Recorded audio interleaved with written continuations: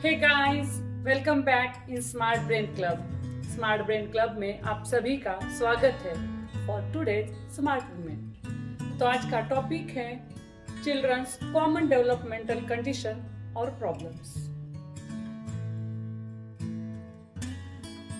तो आज का टॉपिक शुरू करने से पहले मैं आपको बता दूं कि हर बच्चा अपना माइलस्टोन अपनी अपनी वे से टच करता है। कोई फास्ट करेगा, कोई स्लो करेगा। हर बच्चा डिफरेंट है, तो हम कंपेयर नहीं कर सकते हैं। मैं आज कुछ बेसिक डिसऑर्डर्स के बारे में बताने वाली हूँ। It's just for your knowledge.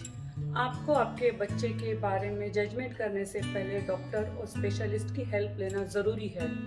इसके डिफरेंट पैरामीटर्स होते हैं, डिफरेंट टेस्ट होती है, उसके बाद ही हम कोई नतीजे पे पहुंचते हैं। आज जो कुछ पॉइंट्स मैं आपके साथ जो शेयर करने वाली हूँ, ये मैं अपने स्टडी के ऊपर बता रही हूँ, जो मैंने स्टडी किया है उसके ऊपर से बता रही हूँ, एक पेरेंट होने के नाते बता रही हूँ, प्लस मैंने जिन डॉक्टर से कंसल्टिंग की है उनके थ्रू जो मुझे नॉलेज मिला है, उन सब चीज़ों को मिक्स करके मैं आप लोगों के सामने ये पूरा आज का टॉपिक डिस्कस कर रही हूँ।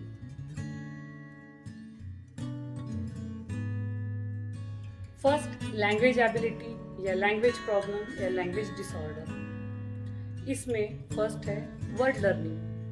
सिंपल वर्ड्स सीखने में या समझने में प्रॉब्लम्स होना, या सीखने और समझाने के बाद और उन्होंने खुद से सीखने के बाद बहुत इजीली भूल जाना, या हम यूँ कहेंगे वर्बल एक्सप्रेशंस में कमी, यानी कि लैक ऑफ वोकैबुलरी, कि उनकी वोकैबुलरी जितने लेवल पे होनी चाहिए वो होती नहीं है, या वो कर नहीं पाते हैं रिमेंबर, या वर्ड्स को चूज नहीं कर पाते कि कौन से वक्त कौन सा वर्ड यूज करना है, या इनकरेक्ट सेंटेंस में बात करते हैं, एक्सप्रेस नहीं कर पाते हैं उन्हें क्या चाहिए या उन्हें क्या समझा है, या हमने उनको कोई काम बोला है या हमने उनको कोई कमांड दी है, तो वो उनके समझने के बाद वो खुद को एक्सप्रेस नहीं कर पाते हैं।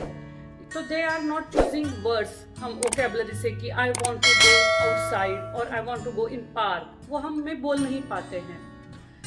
वो सिंपल सा मैसेज कन्वे नहीं कर पाते हैं कि एक दूसरे को जो हम बोलते हैं कि ये कन्वे करो, आपके पापा को बोलो कि चले मुझे आउटिंग जाना है, आप पापा से बात करो, तो they are not able to convey this message to other person. कुछ बच्चों में आर्टिकुलेशन या स्टटरिंग के प्रॉब्लम्स होते हैं।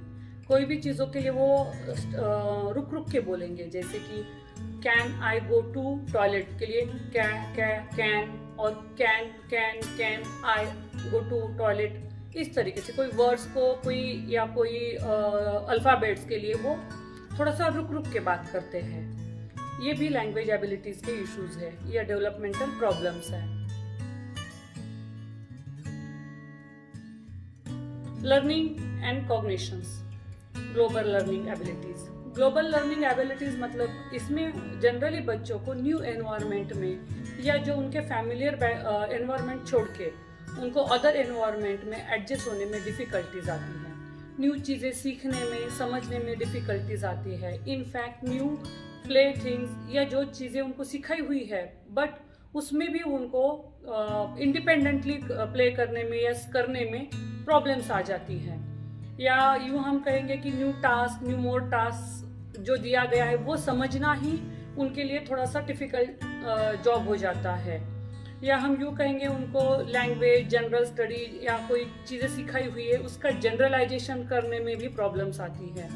लर्निंग के जो भी प्रोसेस होते हैं, हम प्ले मैनर में खेलते हैं, स्टडी मैनर में, स्कूलिंग में सीखते हैं, डेली नीड्स की चीज़ें सीखते हैं, इन बच्चों को उन चीज़ों में भी प्रॉब्लम्स आती है। बट बेसिकली हम जैसे आर्ट एंड क्राफ्ट सिखाया है, डांसिंग मूव सिखाए हैं, बार सिखाने के बाद भी या न्यू चीज़ें शुरुआत करने के लिए भी इन लोगों में लिटिल बिट डिफिकल्टीज या प्रॉब्लम्स आती है।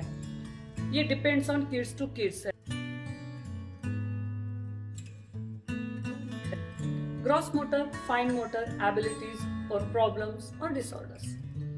हमारे बॉडी के जो बड़ी मसल्स का यूज करके हम जो एक्टिविटीज करते हैं वो हो गया ग्रॉस मोटर, और जिसमें हम फाइन मसल्स का यूज करते हैं वो हो गए हैं मोटर स्किल। अब ग्रॉस मोटर स्किल के फर्स्ट बात करते हैं। रनिंग, जंपिंग, ये ऑल या डांसिंग, स्विमिंग, ये ऑल हमारे आते हैं ग्रॉस मोटर स्किल में।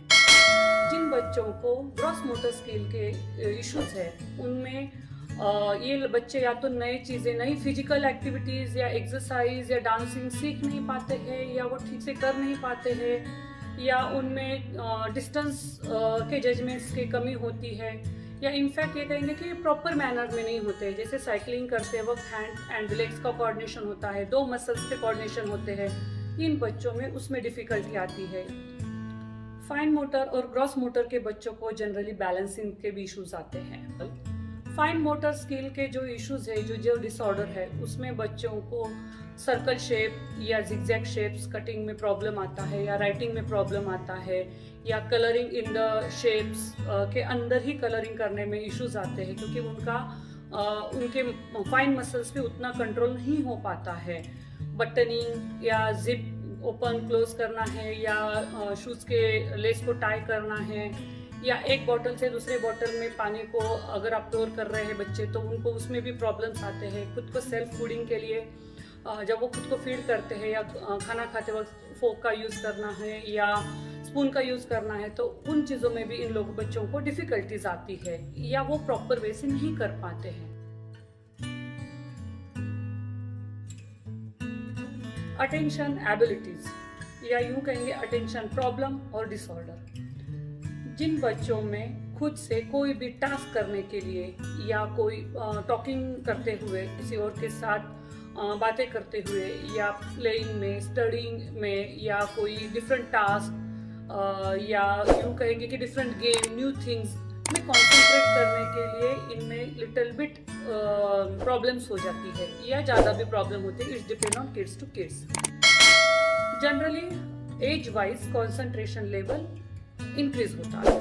Under 3-year-old kid can't control their attention well, but 3 to 4-year kids you can take their attention. आप उनका अटेंशन लो कोई टास्क में, लुक एट मी, और वो अटेंशन दे देंगे।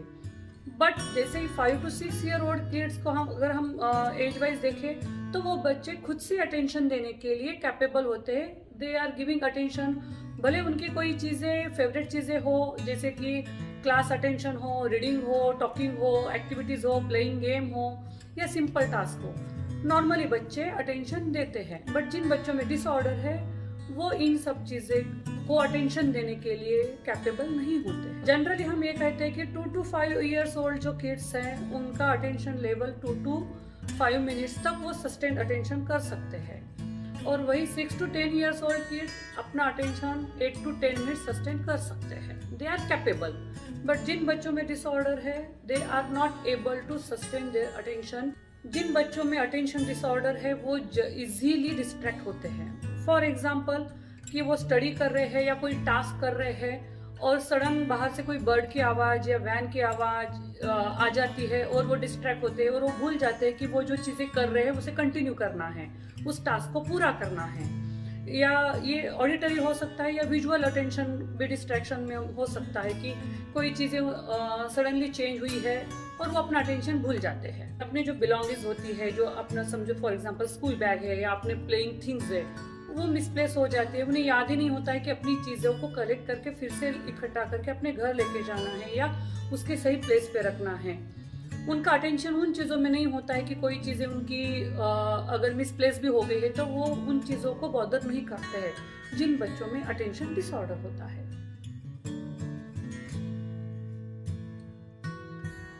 बिहेवियरल प्रॉब्लम्स या बिहेवियर डिसऑर्डर।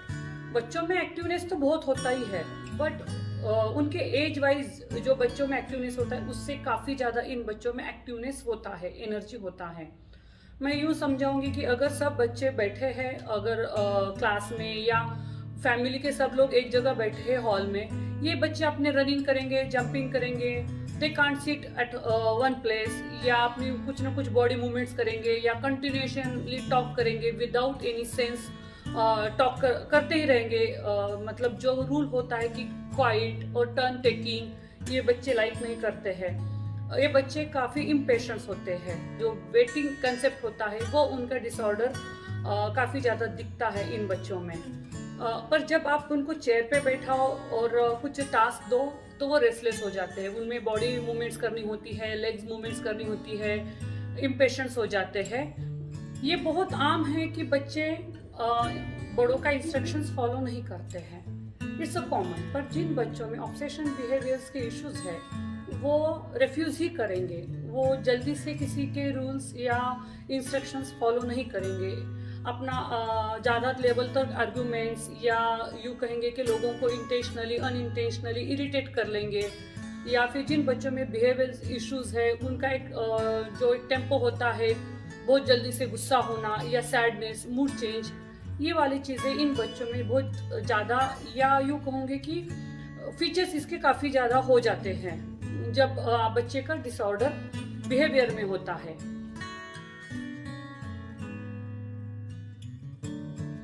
इमोशनल डिसऑर्डर या यूँ कहेंगे इमोशनल प्रॉब्लम।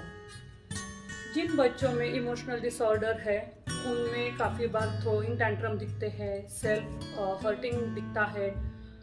अगर इनके जब भी इमोशंस के स्विंग्स होते हैं तो या यूँ कहेंगे कि थोड़ी सी चीज़ें अनइन्वायरमेंटली हो गई तो ये अपनी चीज़ें थ्रो करेंगे या तोड़ देंगे, या ज़मीन पे लुट-पुट होना है, या पैर ज़मीन पे पीटना है, या सर पीटना है, खुद को हर्ट करना है। दिस टाइप ऑफ थिंग्स जिन बच्चों में इमोशन डिसऑर्डर्स है ये करते हैं। या यूँ कहेंगे कि एंजाइटी होती है इनमें न्यू प्लेस पे जाने के लिए, या न्यू पीपल्स को, न्यू एनवायरनमेंट को एक्सेप्ट करने में डिसऑर्डर्स होते हैं, तो इसकी वजह से उनमें एक एंजाइटी सी बन जाती है। They are not accepting all environments और ऑल पीपल्स। जब उनके इन्वायरमेंट्स के बाहर के कोई अगर इंसान है तो वो आई कांटेक्ट नहीं देंगे, या फिर सैडनेस के इनमें इश्यूज हो जाते हैं, या यूँ कहेंगे कि डिप्रेस मूड, एक ही मूड में काफ़ी लंबे समय तक चलना है, मूड को चेंज नहीं करना है। मूड स्विंग्स तो एवरीवन के प्रॉब्लम्स है, हर कोई मूड स्विंग में अप एंड डाउन्स होता ही है, बट एक ही टाइप का मूड काफ़ी लंबे समय तक चलना, जैसे सैडनेस, स्पेशली सैडनेस या खुद को हर्ट करने वाली चीज़ें हैं, जिन बच्चों में इमोशनल इश्यूज है वो जल्दी से इमोशंस को चेंज नहीं कर पाते हैं। सोशल स्किल प्रॉब्लम या social skill disorder. Social skill मतलब जब भी चिल्ड्रन प्ले एरिया में जाते हैं या सोशल होते हैं, कोई गैदरिंग में होते हैं या स्कूल में, इनमें सोशल स्किल की कमी होती है।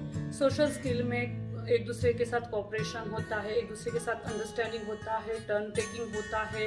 तो जिन बच्चों में सोशल स्किल के डिसऑर्डर है उनको कोई बच्चे ओवर एक्टिव होते हैं, बहुत ज़्यादा एक्साइटेड होते हैं, उनका एनर्जी लेवल बहुत ज़्यादा होता है, बिकॉज ऑफ दैट वो सोशल के जो एक मैनरिज्म होता है उसको वो फॉलो नहीं कर पाते हैं। या यूँ कहूँगी कि कुछ बच्चे इंटरेक्ट नहीं कर पाते हैं गेम्स को, न्यू गेम्स को अंडरस्टैंड नहीं कर पाते, न्यू टास्क को अंडरस्टैंड नहीं कर पाते हैं, या जो एक बेसिक हर गेम के रूल्स होते हैं, या हर एक प्लेस के अपने रूल्स है, स्कूल जाओ उसके रूल्स अलग है, प्लेइंग एरिया जाओ उसके रूल्स अलग होते हैं, या हम कोई मॉल में या सोशल प्लेस पे जाते हैं तो उसके डिफरेंट रूल्स होते हैं। They are not able to understand this type of rules.